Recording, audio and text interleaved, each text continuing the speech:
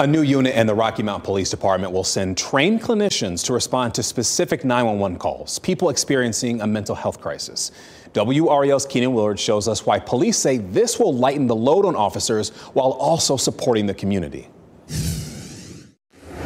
Rocky Mount police say every year they get hundreds of calls that require intensive help, not an arrest. Their answer is a new mobile crisis response unit, and today we're seeing it in action.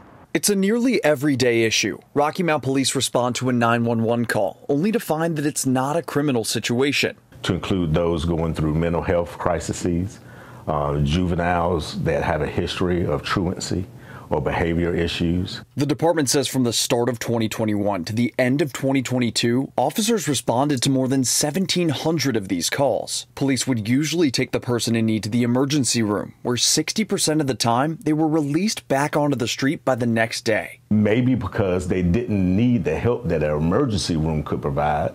Instead, they needed the help that a trained clinician could provide. A new effort from RMPD is doing just that. The Mobile Crisis Response Unit is a partnership with Integrated Family Services, Trillium Health, and East Point. Specifically, we have one identified full-time co-responder who will provide services during the peak hours that we have identified. It looks like this.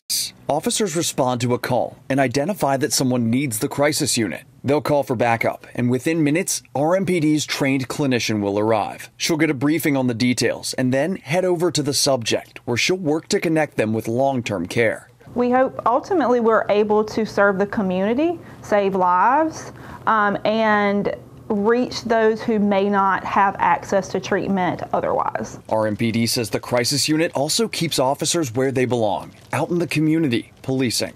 It puts boots on the ground, the clinicians out in the field as a resource to law enforcement officers. It's somebody for us to call. Keenan Willard, WREL News, Rocky Mount.